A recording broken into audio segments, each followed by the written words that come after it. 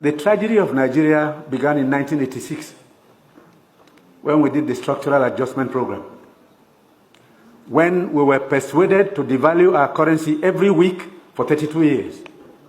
When I went to school, and many of you are here, the Naira was $1.50. The Naira was almost £1 sterling. They came here, persuaded some brilliant men from Harvard and the World Bank that weekly devaluation was wonderful. 32 years of devaluing your currency until we hit 527. And they were still telling us that the Naira was still overvalued. That brought poverty, misery upon us. Then interest rates went to 30%. So nobody could build a factory, start a farm, produce anything, or create jobs. Because every time you bring in a shipload of rice, you also bring in a shipload of unemployment. Because you are transferring your wealth to sustain other economies. Somehow, Nigerians didn't notice it.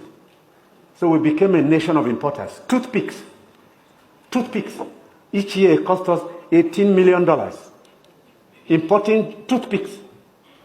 Tomato paste, $400 million. So you talked about tomatoes now. One basket in town now is less than 2,000 naira. The farmers are losing money because the processors don't have enough funds to set up factories.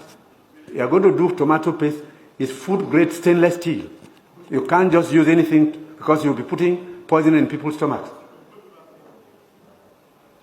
2 factories have started off. I believe by the middle of next year, we can comfortably tell importers of tomato paste to stop. But when you do, you make enemies. Even the rice we're trying to reduce, we have enemies, heavy enemies, people who can kill if they have a chance, because you're spoiling their business. And let nobody take it lightly. These guys have seized this country's economy, they've taken us hostage, and they have no intention of giving up. Because this is a huge market, a very sweet market, and they have taken control. This regime is unpopular in part because it is trying to cut down imports and transfer the wealth to our rural people. And I'm saying it because I have been in this business for 41 years and I can tell you some history. Abdullah Adamu is here. Import, milk, sugar, toothpicks, toothpaste, handkerchiefs, pencils, we don't make. To cure Nigerians of that malady will take a while. It will take a strong government. That's the truth. And they're not happy that we're cutting down. When we cut down, they lose money there. So you see all sorts of publications.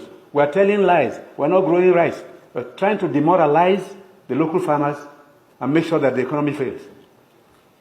That's the story of imports. Now, I read a story recently in the newspapers. The French ambassador, the champagne ambassador in Nigeria, gave an article to The Guardian. He said Nigerians love life. We are the biggest consumers of champagne on planet Earth, more than the French who make it. There are parties you attend in some places where the only drink is champagne. Of course, the individual is free to spend his money, but his money comes from Nigeria's commonwealth. So on imports, it will take a while for us to get used to local goods and accept that we should consume what we produce and produce what we want to consume. So I take your point. We have to take stern measures to cut down on imports because these young boys and girls who have no jobs today are not going to allow us to carry on enjoying life at their expense. They need jobs.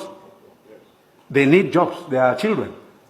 They've graduated, they've come back home to begin a second childhood because there's no factory to employ them. And the ministries can't take any more. But somebody is making sure you fail when you want to produce at home.